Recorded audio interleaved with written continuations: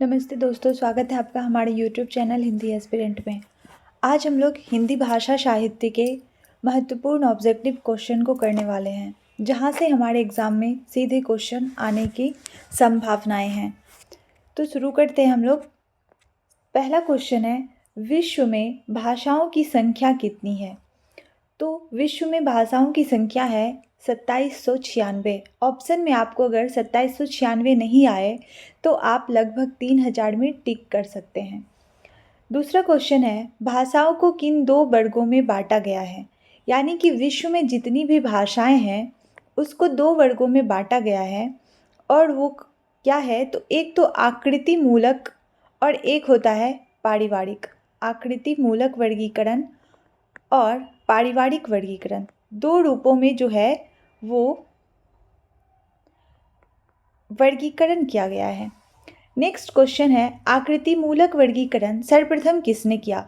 तो आकृति मूलक वर्गीकरण जो है वो सर्वप्रथम किया है प्रोफेसर श्लेगल ने। आकृति मूलक वर्गीकरण में भाषा के दो भाग होते हैं। आकृति मूलक वर्गीकरण जो होता है इसमें भाषा के क्या होते हैं? दो भाग होते हैं। एक होता है अयोगात्मक भाषा और एक होता है योगात्मक भाषा। नेक्स्ट क्वेश्चन है, आकृति मूलक वर्गीकरण का आधार क्या है? तो आकृति मूलक वर्गीकरण का आधार है वाक्य रचना और रूप रचना। आकृति मूलक वर्गीकरण जो होती है वो वाक्य रचना और रूप रचना के आधार पर होती है। नेक्स्ट क्वेश्चन है, पारिवारिक वर्गीकरण का आधार क्या है? तो रचना तत्व और अर्थ तत्व। यहाँ देखिए, आकृति मूलक वर्गीकरण का आधार है वाक्य रचना और रूप रचना, जबकि पारिवारिक वर्गीकरण का जो आधार है वो क्या है? रचना तत्व और अर्थ तत्व। नेक्स्ट क्वेश्चन है, भाषा परिवारों की संख्या 13 किसने मानी है? तो भाषा परिवारों की संख्या 13 मानने वाले हैं भोलानाथ तिवारी, यहाँ पे आप लोग कर लीजिएगा, भोलानाथ तिवारी और विल्हेम वॉन हम्बोल्ट। भाषा परिवारों की संख्या 13 माना है किसने? भोलानाथ तिवारी और विल्हेम वॉन हम्बोल्ट ने। नेक्स्ट क्वेश्चन है, फ्रीड्रिश म्यूलर ने भाषा परिवारों की संख्या कितनी मानी है? तो फ्रीड्रिश म्यूलर भाषा परिवारों की संख्या 100 मानते हैं।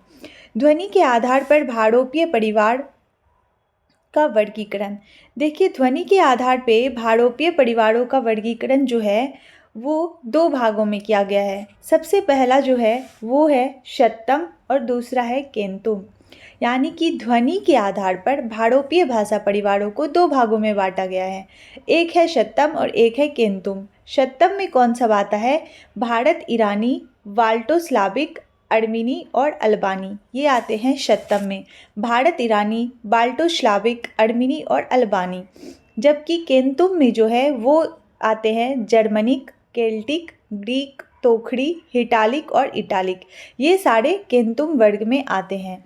नेक्स्ट क्वेश्चन है, ग्रियर्सन ने भारत ईरानी के 3 उपवर्ग किए हैं। भारत ईरानी के 3 उपवर्ग किए हैं, ईरानी, दरद और भारतीय आर्य भाषा।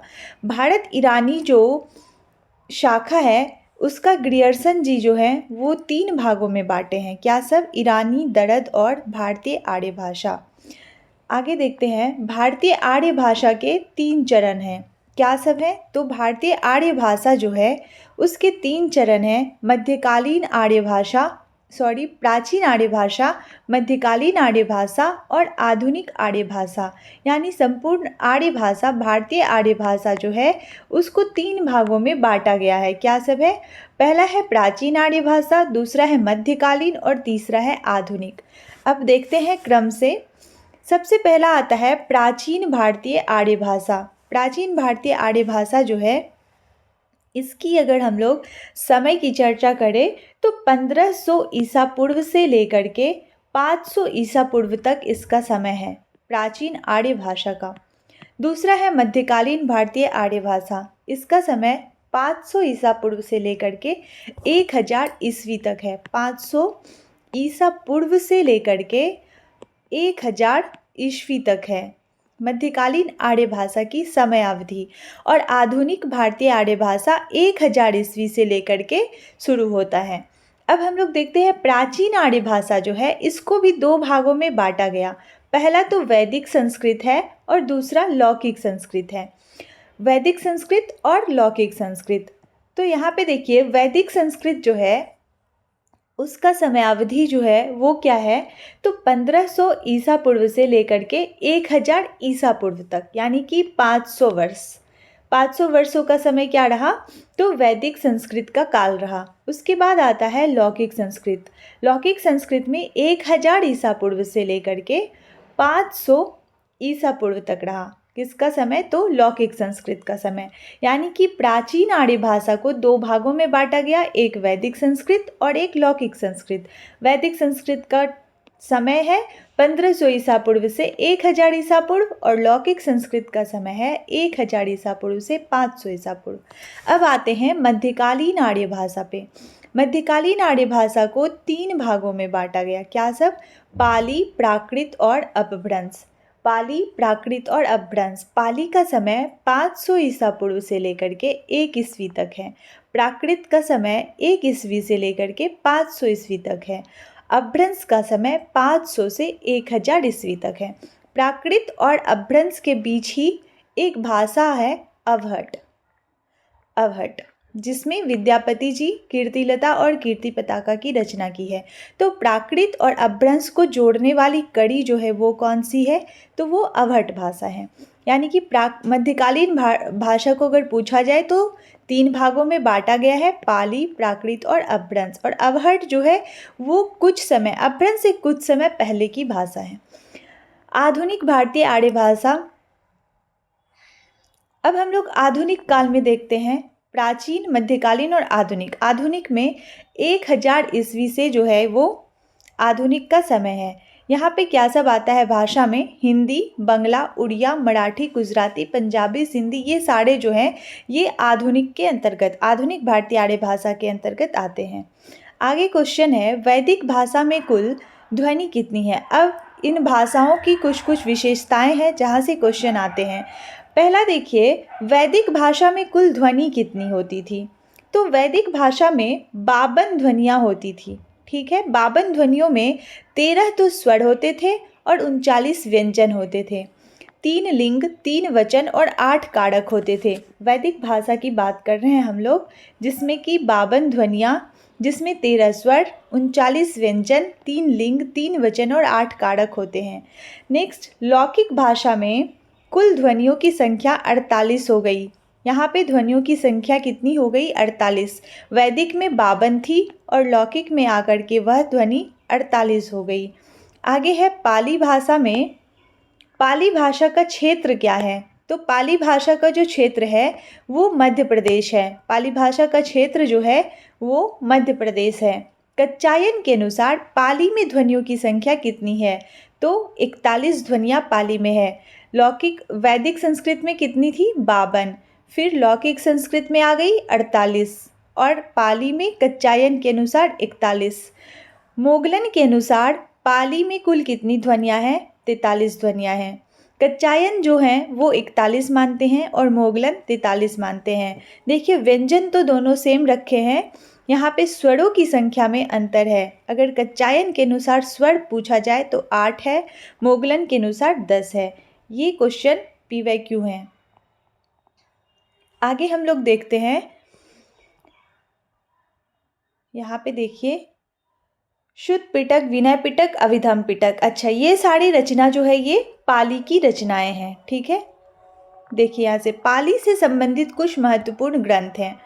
पाली के ग्रंथ है अट्टकथा साहित्य, जो कि आचार्य बुद्ध घोष की रचना है और इसका समय 5वीं शती है। विशुद्धि मग, दूसरी रचना विशुद्धि मग है जो कि आचार्य बुद्ध घोष की ही है और इसका भी समय 5वीं शती है। तीसरा है रचना कच्चायन व्याकरण, महाकच्चायन की रचना है, समय है 7वीं सदी से लेकर के और इसमें 7वीं सदी इसका समय है और 615 सूत्र हैं। कच्चायन के व्याकरण में सूत्रों की संख्या है कितनी, 615। मोगलन व्याकरण मोगलन की है, 12वीं शती की रचना है, 817 सूत्र है यहाँ पे। सद्य नीति व्याकरण अग्गवंश की है, 1154 ईस्वी का रचना है और 27 अध्याय और 1341 सूत्र है। तो ये पाली की महत्वपूर्ण रचनाएं हैं इसको ध्यान से देख लेना है। नेक्स्ट है बौद्ध सिद्धांतों का कोश किसे कहते हैं? तो विशुद्धि मग रचना जो है उसे, विशुद्धि मग रचना जो किसका है? आचार्य बुद्ध का है, आचार्य बुद्ध घोष का है, उसे बौद्ध सिद्धांतों का कोश कहते हैं। ठीक है, यहाँ से आगे क्वेश्चन है पाली का सर्वश्रेष्ठ व्याकरण क्या है? अगर पूछे कि पाली का सर्वश्रेष्ठ व्याकरण क्या है तो मोगलान व्याकरण जो है ये पाली का सर्वश्रेष्ठ व्याकरण है। पाली में लिंग कितने होते हैं? तो 2 लिंग होते हैं, स्त्रीलिंग और पुल्लिंग। जबकि हम लोग पीछे पढ़े थे वैदिक भाषा में 3 लिंग थे, यहाँ पे 3 वचन। तो देखिए यहाँ पे पाली में इस तरह के क्वेश्चन भी आते हैं, आपको दे देगा पाली के विषय में कौन कौन से कथन सही है या कौन से कथन असत्य है, वैदिक संस्कृत के बारे में कौन सा कथन सत्य है कौन सा असत्य है। तो कुछ कुछ पॉइंट जो है सभी भाषाओं के हमें पता होना चाहिए। पाली में लिंग की संख्या 2 है, स्त्रीलिंग पुल्लिंग। पाली में वचन की संख्या 2 है, एक वचन और द्विवचन। देखिए पाली का व्याकरणिक संरचना कैसा है? तो इसमें 2 लिंग है, 2 वचन है, अधिकतर व्यंजनांत प्रतिपदित षडांत होने लगे, यानी कि जगत का जग होने लगा। देखिए पाली से पहले संस्कृत जगत अगर चल रहा था तो यहाँ पे देखिए ये क्या है? ये व्यंजन है, इसको हम क्या बोलेंगे? व्यंजनांत, जिसका अंत व्यंजन से हो रहा है, हलंत लगा है।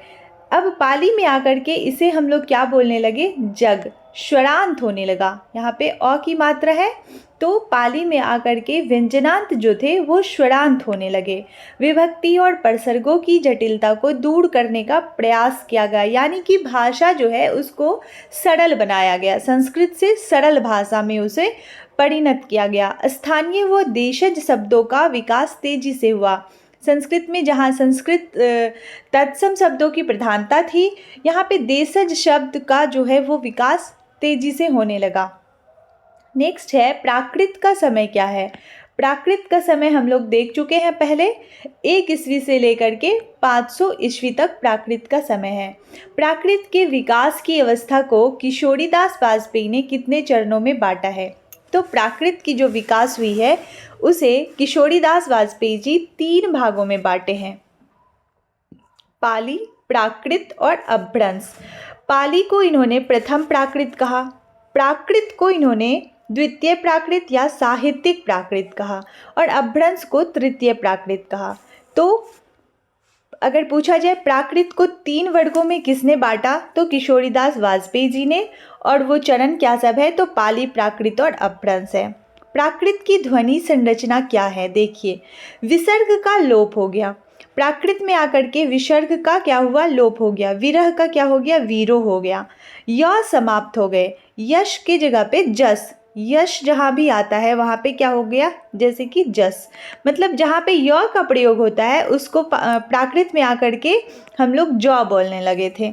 अब क्या है? द्वित्वीकरण प्रक्रिया प्रारंभ हो गई, क्षतिपूर्ति दीर्घीकरण हुआ। ये हुआ क्या? प्राकृत की कुछ व्याकरणिक विशेषता या ध्वनिगत विशेषता।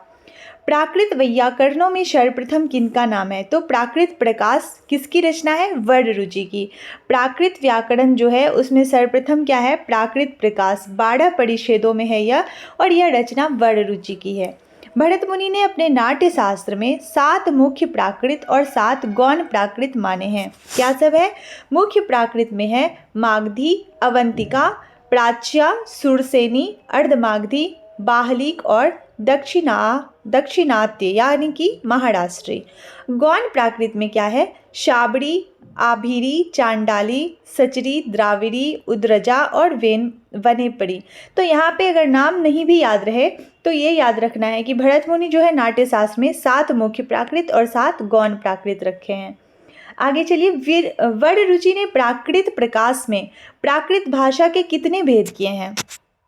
भेद से आते हैं क्वेश्चन। यहाँ पे देखिए प्राकृत का जो है भेद अलग अलग किया गया है। यहाँ पे अगर वररुचि की बात करें तो इन्होंने 4 भेद किए हैं। क्या सब है? महाराष्ट्री, पैशाची, मागधी और सौरसेनी। महाराष्ट्री, पैशाची, मागधी और सौरसेनी वररुचि के अनुसार प्राकृत के 4 भेद हैं। हेमचंद ने अपने प्रसिद्ध ग्रंथ प्राकृत व्याकरण में प्राकृत भाषा के 3 और भेदों की भी चर्चा की है, यानी कि ये भेद तो हैं ही, इनके अलावे अर्धमागधी, चूलिका पैशाची और अपभ्रंश, ये तीनों की चर्चा किसने की? हेमचंद ने। हेमचंद की चूलिका पैशाची को आचार्य दंडी ने भूत भाषा कहा। हेमचंद्र की चूलिका पैशाची को ही आचार्य दंडी ने क्या कहा? भूत भाषा। आदर्श, परिनिष्ठित तथा मानक प्राकृत माना जाता है महाराष्ट्री को। महाराष्ट्री को क्या माना जाता है? तो आदर्श, परिनिष्ठित तथा मानक प्राकृत। आगे चलते हैं। डॉक्टर हर्नले के अनुसार महाराष्ट्री का अर्थ क्या है? डॉक्टर हर्नले जो है वो महाराष्ट्री का अर्थ मानते हैं महान राष्ट्र। महान राष्ट्र। महाराष्ट्री भाषा में अंतर्भूत दो भाषा हैं, क्या सब? अवंती और बाह्विक। बाह्यिक। अपभ्रंश का भाषा के अर्थ में प्रयोग कब से हुआ? तो 6ठी शती से अपभ्रंश का जो है वो भाषा में प्रयोग होने लगा। पतंजलि ने अपभ्रंश को क्या कहा है? अपशब्द कहा है। अपभ्रंश नाम पहले पहल वल्लवी के राजा धारसेन द्वितीय के शिलालेख में मिलता है, जिसमें उसने अपने पिता गुहसेन को संस्कृत, प्राकृत और अपभ्रंश तीनों का कवि कहा। ये कोटेशन जो है ये किसका है? तो आचार्य रामचंद्र शुक्ल जी का है और ये परीक्षाओं में पूछे जाते हैं। आगे है, आचार्य दंडी ने अपभ्रंश के लिए किस शब्द का प्रयोग किया है? तो दंडी ने अपभ्रंश के लिए आभीरों की भाषा या आभीर शब्द का प्रयोग किया है। भरत मुनि ने अपभ्रंश के लिए आभीरोक्ति शब्द का प्रयोग किया है। वाग्भट और हेमचंद्र ने ग्राम भाषा। तो हम लोग देख लिए दंडी जो है वो क्या किए हैं? आभीरों की भाषा या अभीर। भरत मुनि अभीरोक्ति, वाग्भट और हेमचंद ग्राम भाषा। कीथ ने अपभ्रंश का संबंध माना है अभीरों तथा गुर्जरों से। दामोदर पंडित ने उक्ति व्यक्ति प्रकरण में कौशल की भाषा को क्या कहा है? तो अपभ्रष्ट कहा है। क्या कहा है? अपभ्रष्ट। नेक्स्ट है, नामी साधु ने अपभ्रंश के कितने भेद किए? नामी साधु अपभ्रंश के 3 भेद किए हैं, क्या सब? उपनागर, आभीर और ग्राम्य। मार्कंडे ने प्राकृत सर्वस्व में कितने भेद अपभ्रंश के माने हैं? 3, नागर, उपनागर और ब्राचर। नागर, उपनागर और ब्राचर मार्कंडे ने माना है। उपनागर, आभीर और ग्राम्य नामी साधु ने माना है। याकोबी ने सनत कुमार चरियू की भूमिका में अपभ्रंश के भेद किए हैं 4, पूर्वी, पश्चिमी, दक्षिणी और उत्तरी। तो याकोबी 4 भेद किए हैं, पूर्वी, पश्चिमी, दक्षिणी और उत्तरी। तगाड़े ने हिस्टोरिकल ग्रामर ऑफ अपभ्रंश में अपभ्रंश के भेद किए हैं 3, क्या सब? पूर्वी, पश्चिमी और दक्षिणी।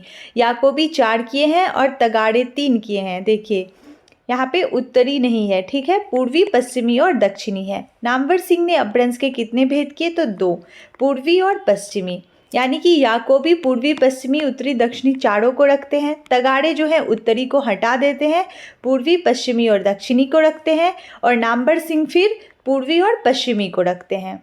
नेक्स्ट है यहाँ पे नागर जो है उससे क्या अभिप्राय है? नागर से अभिप्राय है गुजरात की बोली से, उपनागर राजस्थान की बोली और ब्राचर जो है वो सिंध की बोली है। अपभ्रंश की रचना देखिए, कुछ यहाँ पे अपभ्रंश की रचना है पौमचरियू। पौमचरियू जो है यह किसकी रचना है? स्वयंभू की रचना है और इसमें 90 संधियाँ तथा 5 कांड है और राम कथा का विशाल महाकाव्य है पौमचरियू। दूसरा है महापुराण, यह 10वीं शती की रचना है, पुष्यदंत की रचना है। इसमें 102 संधियाँ हैं, 63 महापुरुषों का चरित्र वर्णन है और 2 भाग इसके किए गए हैं, आदि पुराण और उत्तर पुराण। तो ये रहा कुछ यूनिट 1 यानी कि हिंदी भाषा के साहित्य के महत्वपूर्ण क्वेश्चन आंसर थे ये। अगर आप लोगों को क्लास जो है वो उपयोगी लगे तो आप लोग उसे लाइक करें, शेयर करें और सब्सक्राइब करें।